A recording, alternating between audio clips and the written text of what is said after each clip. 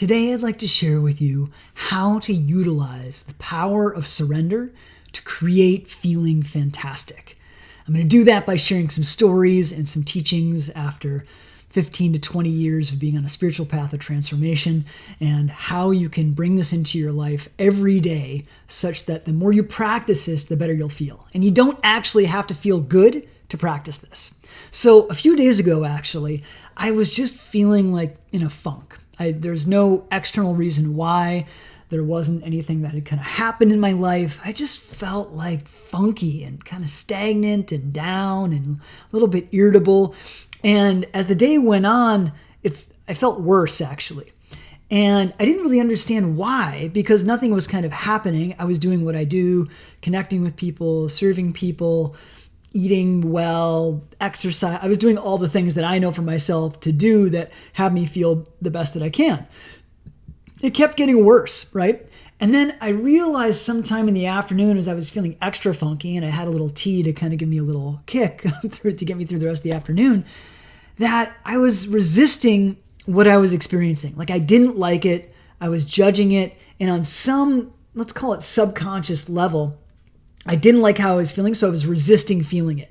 Now, this is something that a lot of us do. In fact, everyone that I have ever known almost does this or has done this. There's some feeling that we don't appreciate, whether it's irritability or frustration or anger or jealousy or self-loathing. We don't like it. And a lot of times it's subconscious and we don't know that we're resisting it because we don't like the experience, which is sort of, it's normal, we could say, or natural to like not want to feel hard things. And as soon as we realize that we're doing that, it takes a bit of awareness and a little bit of looking inside and reflecting and maybe talking about with somebody who might know a little bit more than we do, like I've done with many people in my life, mentors in my life, that as soon as we become aware that we're fighting something or we're resisting something, or there's something that's happening inside of us, a feeling or an experience that we don't like and we're pushing it away, as soon as we can realize we're doing this, oh my gosh, that's a huge breakthrough. So I realized that I was resisting it and I didn't like that I was doing it. And this is something I've practiced many times. And so I was able to shift it pretty quick. I was like, oh my gosh, I'm just resisting feeling like funky, right? I was going to say, but feeling bad. And then as soon as I did, I just welcomed it. Man, a part of me just softened. I relaxed. I was able to just chill out. And as I practiced that, we could call it acceptance, it really started to shift. Something started to open up for me. I started to feel this peace. I started to feel this serenity inside of me. I wasn't as anxious. I wasn't as hopeless. I had started to create this whole narrative about myself, again, on the subconscious level, that like this wasn't going to shift. Why does this always happen to me? Why are things so hard? And it's really interesting because our resistance to feelings creates a certain narrative about ourselves and the life that we live in, the life that we create, we could say. And I was starting to do that for myself. As soon as I shifted it, my narrative started to shift. I was like, oh, there's the narrative I want to have. Everything works out for me. Everything that happens to me is actually happening for me. Everything is an opportunity. I'm evolving. Even this layer of frustration or irritability or something that's coming up for me is going to pass, and I'm going to feel more free once I'm through it. These are all narratives that I've both experienced and created and then experienced for myself. So this is the power of surrender. We surrender to an experience that's happening inside of us by accepting it. And then as long as we continue to allow and open and stay focused on how we wish to feel, how we want to be in our lives, it'll pass and we will evolve. This is what I would actually call the anatomy of evolution. One way is that we could call that this experience. So let me give you the 3 steps that I practiced, all right? The first one, always is become aware. We can't do anything without awareness. Now, we can actually change without becoming aware. If we just practice different habits and behaviors, we can actually evolve and change. But without doing it with awareness, we become less effective in our own evolution or transformation.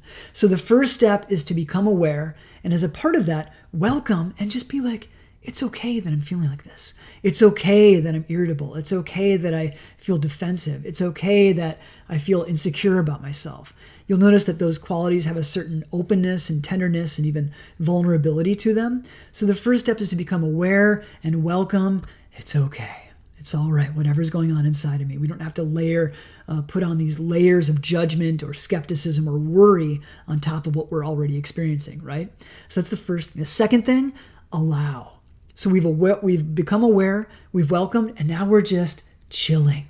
Just chill. It's like some of these young men that I work with, they're just like, bro, chill. I don't say that to me, but they're telling me stories. And they're like, dude, it was just like, my parents need to chill. You know what I'm saying? And like, chill has this new meaning in this generation, I think, that I really appreciate, because it's more than just actually chill. It's like, chill, relax, it's fine. Quit getting so worked up, right? So the more that we can just chill, it's fine. I used to I would say, a Green Bay Packers fan. And years ago, the Packers were at risk of like losing a lot and not making the playoffs in the NFL. And Aaron Rodgers, their quarterback at that time, just came on the press conference and he just said, relax. And everyone kind of paused and started laughing. And he's like, yeah, right? So relax. Relax inside of what we're experiencing. And don't expect the thing inside of us to change just because we're relaxing and chilling and allowing. Because that's a certain condition. And that experience inside of us has, you could say, an intelligence of its own.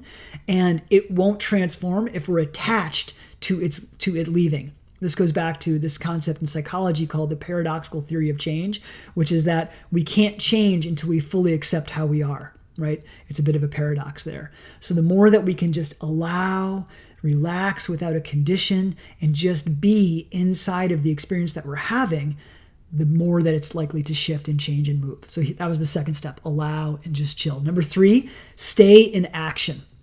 Now, again, I say this a lot.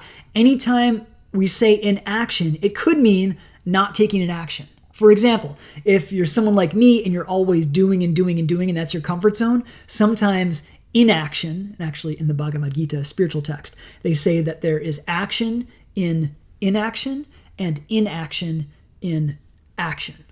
Fascinating and deep and very wise, wouldn't you say? So in this case, staying in action might mean actually doing nothing, reflecting, looking out the window, watching the birds, listening to the trees, right? I might even say listening to a podcast or something while not walking or doing anything. But essentially being with yourself might be the action that you take. Or if you're the other side of person, I'm making some clear kind of distinctions here just to make a point, that person who is more comfortable in doing less, you might need to get more active, right? Maybe that's exercising or going on a morning walk or getting up early in the morning instead of sleeping in, or staying up late when you go to bed early, right? Changing something up. Now, here's the nuance of staying in action, this third step. Do the action without indulging in the inner experience or avoiding it. So, for example, indulging in my inner action might be like eating a gallon or a pint of Ben & Jerry's ice cream. That might be a little indulging for me. That might be fine for you, but for me, I don't really like eating a pint. It tastes good, but then I kind of get the sugar hangover the next day. Now, I'm a monk. I don't actually drink alcohol, so I've forgotten what hangovers actually feel like. That's the closest thing I get to hangovers, is eating too much sugar at night. So that would be indulging in the low or kind of depressed feeling that I have.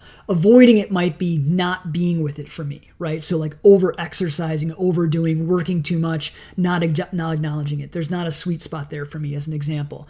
So for you, staying in action would be something that's like not indulging in the feeling and not avoiding it, but somewhere in between. Now, sometimes here's what how do you find that sweet spot? Is you try both, right? So you're like, I just want to eat a pint of ice cream, and you do it, and you're like, oh God, I feel terrible, So you may not do that next time, right?